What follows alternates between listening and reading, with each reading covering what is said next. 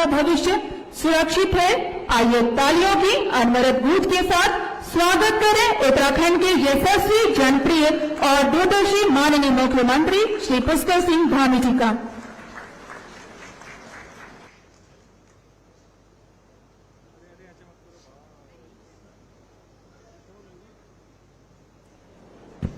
भारत माता की, भारत माता की जय जवान। क्या बात है, किसानों की आवाज जोर से निकल नहीं रही है।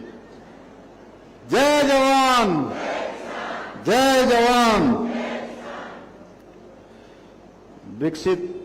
कृषि संकल्प अभियान के शुभारंभ अवसर पर मंच पर आसीन उत्तराखंड सरकार के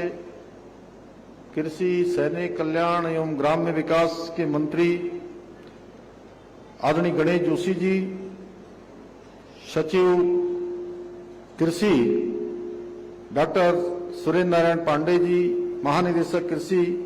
श्री रणबीर सिंह चौहान जी, कुलपति पंतनगर विश्वविद्यालय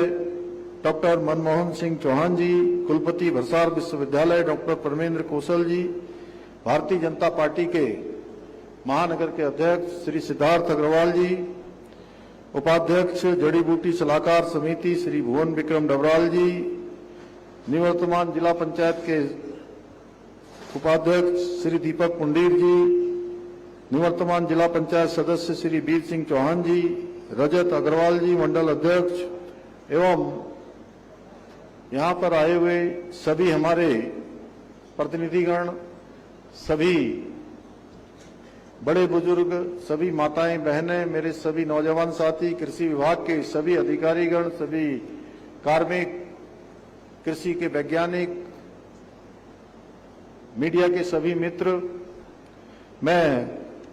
आप सभी का, सभी किसान भाइयों और बहनों का मैं आज के इस अवसर पर हृदय से आप सबका स्वागत करता हूं, आप सबका अभिनंदन करता हूं। और ये मेरे लिए बहुत हर्ष का विषय है कि आज मुझे हमारे राज्य के अन्नदाताओं के समर्पित इस महत्वपूर्ण कृषि विकसित कृषि संकल्प अभियान के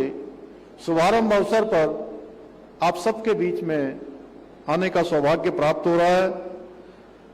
मुझे बताया गया इस अभियान के अंतर्गत 29 मई से 12 जून तक देश भर में 700 से भी अधिक जिलों में 2000 से अधिक कृषि वैज्ञानिकों का दल 1.5 करोड़ किसानों के बीच जाकर संवाद करेंगे। तमाम प्रकार की नवाचार, अनुसंधान, कृषि के क्षेत्र में होने वाले इन सभी बातों को कृषि कार्य करने वाले कृषकों के साथ साझा करेंगे। वहीं इस अभियान के अंतर्गत उत्तराखंड में भी 95 विकास खंडों में 670 न्याय पंचायतों और 11,440 गांवों में कृषि वैज्ञानिक और अधिकारी सीधे हमारे किसान भाइयों से संवाद स्थापित करेंगे, जिनके लिए प्रदेश के प्रत्येक जिले में 3 टीमें गठित की गई हैं, जो प्रतिदिन स्थानों पर कार्यक्रम आयोजित करेंगी और प्रत्येक कार्यक्रम में 600 से अधिक किसानों के साथ संवाद स्थापित किया जाएगा। विकसित कृषि संकल्प अभियान के माध्यम से किसानों को उनको भूमि, जलवायु और जरूरत के अनुसार कृषि तकनीकों की जानकारी देने के साथ साथ मृदा परीक्षण के आधार पर लाभकारी फसलों के चयन के लिए भी उन्हें हर दृष्टि से प्रशिक्षित किया जाएगा। साथ ही कृषि, पशुपालन, बागवानी जैसी योजनाओं की जानकारी उपलब्ध कराने के साथ ही इन योजनाओं से जुड़ने के लिए भी प्रेरित किया जाएगा।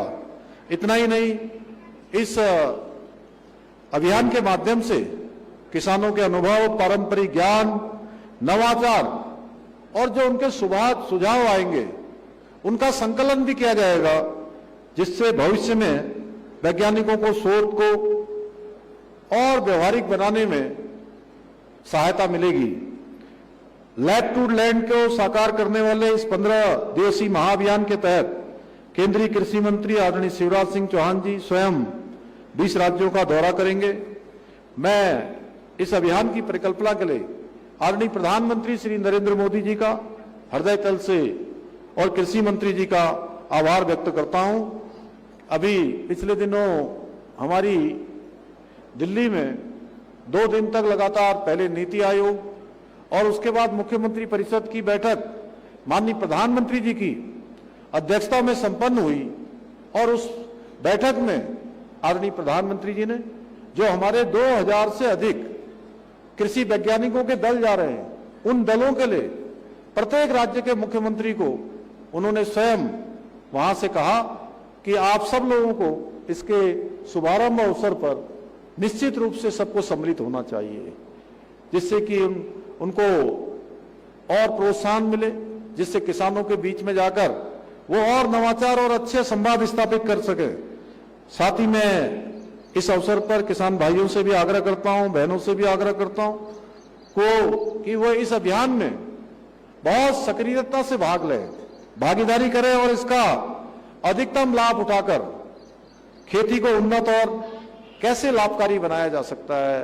कैसे जो शोध और अनुसंधान हुए हैं उनको कैसे अपनाया जा सकता है, कैसे उनको व्यवहारिक रूप से उतारा जा सकता है। इस प्रकार के जो कार्यक्रम आयोजित होते हैं उनका उद्देश्य यही होता है कि हमारे किसान भाइयों को आगे बढ़ने के लिए प्रेरित किया जाए, उनकी कृषि को अच्छा बनाया जाए, उनको अधिक से अधिक मुनाफा हो, उनकी फसल अच्छी हो। भाइयों बहनों, मुझे पूरा विश्वास है ये अभियान हमारे राज्य की कृषि क्षेत्र को और आधुनिकता और नवाचार के माध्यम से ऊंचाइयों तक पहुंचाने के साथ साथ हमारे अन्नदाता किसान भाइयों को सशक्त समृद्ध बनाने की दिशा में एक मील का पत्थर साबित होगा। भाइयों बहनों, आदरणीय प्रधानमंत्री जी के दूरदर्शी नेतृत्व में आज भारत विकसित राष्ट्र के संकल्प को साकार करने की दिशा में तेजी से आगे बढ़ रहा है। इसी संकल्प के साथ केंद्र सरकार द्वारा हमारे अन्नदाताओं की आय दोगुना करने के लिए भी निरंतर अनेक प्रयास किए जा रहे हैं। जहां एक और देश भर में 11 करोड़ किसानों को प्रधानमंत्री किसान सम्मान निधि योजना के माध्यम से आर्थिक सहायता देकर उनको और कृषि के क्षेत्र में प्रेरित करने का काम किया जा रहा है, वहीं सभी प्रमुख फसलों पर न्यूनतम समर्थन मूल्य MSP में अभूतपूर्व वृद्धि करके किसानों की आय में निरंतर बढ़ोतरी सुनिश्चित की जा रही है। साथ ही फसल बीमा योजना, किसान मानधन योजना, मृदा स्वास्थ्य कार्ड, बागवानी विकास मिशन, कृषि यंत्र सब्सिडी, बूंद बूंद सिंचाई योजना, डिजिटल कृषि मिशन जैसी अनेक योजनाओं के द्वारा किसानों को लाभ पहुंचाने के प्रयास किए जा रहे हैं। इतना ही नहीं, केंद्र सरकार द्वारा कृषि क्षेत्र को और अधिक सशक्त बनाने के लिए लगभग 14,000 करोड़ रुपए की लागत से 7 नई परियोजनाओं पर भी कार्य किया जा रहा है। आदरणीय प्रधानमंत्री जी के मार्गदर्शन में उत्तराखंड में भी हमारी सरकार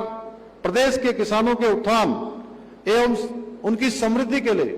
संकल्पित होकर काम कर रही है कि हमारे किसान भाई हर दृष्टि से आगे आए, वो उन्नतशील बने, आगे आकर प्रगति करें,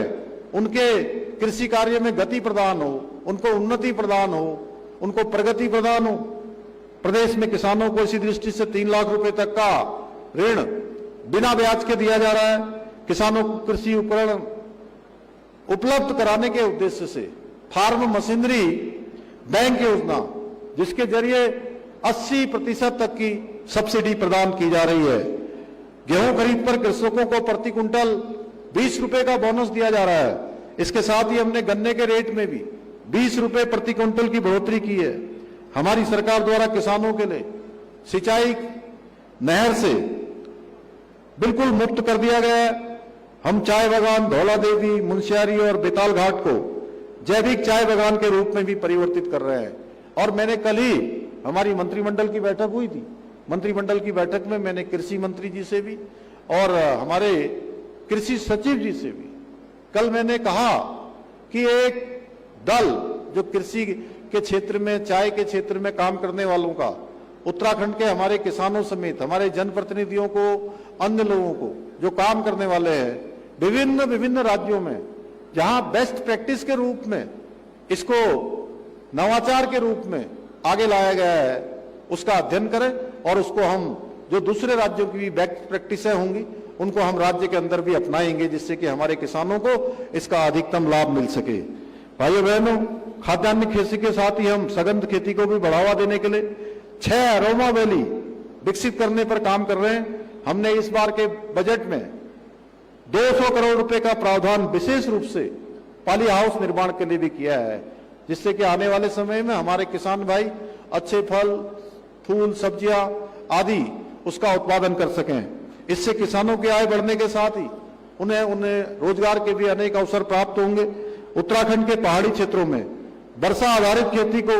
नई ऊंचाइयों पर ले जाने के लिए लगभग 1000 करोड़ रुपए की लागत से Uttarakhand climate responsible rainfed farming project को भी स्वीकृत किया गया है। सब्जियों की तरह ही फलों के उत्पादन को बढ़ाने के लिए भी हमारी सरकार विभिन्न स्तरों पर काम कर रही है। हाल ही में हमारी सरकार ने 1200 करोड़ रुपए की लागत से नई सेब नीति, कीवी नीति, state millet mission, dragon fruit नीति जैसी कई महत्वपूर्ण योजनाओं को लागू किया है। इन नीतियों के तहत बागवानी को प्रोत्साहित करने के लिए किसानों को 80% तक की सब्सिडी प्रदान की जा रही है। भाइयों बहनों, मैं आप सभी को विश्वास दिलाता हूं कि हमारी डबल इंजन की सरकार आदरणीय प्रधानमंत्री श्री नरेंद्र मोदी जी के विकसित भारत 2047 के विकल्प रहित संकल्प को साकार करने के लिए, अन्नदाताओं के कल्याण के लिए इसी प्रकार संकल्पबद्ध होकर निरंतर कार्य करती रहेगी। और जब हम विकसित भारत की बात करते हैं, विकसित कृषि संकल्प अभियान की बात करते हैं, तो भाइयों बहनों, हमें हर क्षेत्र में विकसित होना है। विकसित भारत तभी बनेगा जब विकसित उत्तराखंड बनेगा, और विकसित उत्तराखंड तभी बनेगा जब उत्तराखंड का हर जनपद, हर विकासखंड, हर न्याय पंचायत और हर पंचायत विकसित होगी, तभी उत्तराखंड विकसित बनेगा और तभी भारत भी विकसित बनेगा। तो मैं आज इसी विश्वास के साथ आप सभी को पुनः इस अभियान का अधिक से अधिक लाभ उठाने का आप सबसे आग्रह करता हूं कि आप सबके माध्यम से जो कृषि के क्षेत्र में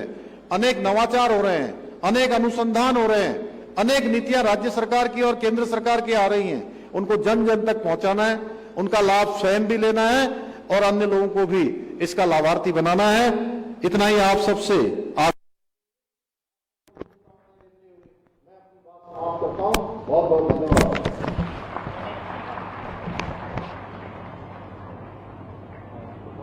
हमारे श्याम सिंह कुटीर जी ने यहाँ पर दुनिया गांव में सामुदायिक भवन का जीर्णोद्धार और सौंदर्यीकरण के लिए कहा है। मैं इसकी घोषणा करता हूँ कि इसका सामुदायिक भवन का यहाँ पर जीर्णोद्धार सौंदर्यीकरण किया जाएगा और टॉन्स नदी के गिरते हुए जल स्तर को रोकने के लिए दुनिया गांव में इसके नीचे की ओर 2 स्थानों पर आरसीसी दीवार चेकडाउन कट ऑफ वॉल का निर्माण भी किया जाएगा। और आप सबकी जानकारी में होगा, आने वाले समय में यहाँ पर बड़ा काम हमारा का अभी बनने जा रहा है, साउंड डाउन करने जा रहा है और साउंड लाइन के बनते ही देहरादून शहर में आने वाले 50 सालों तक पानी की कोई समस्या यहाँ पर पेयजल की नहीं होगी। उसका निर्माण कार्य प्रगति करें। मैं आपको प्रधानमंत्री जी का इसके लिए धन्यवाद देता हूँ, जिन्होंने हमारे बहुत बहुत धन्यवाद। तो टीचर धन्यवाद सर आपके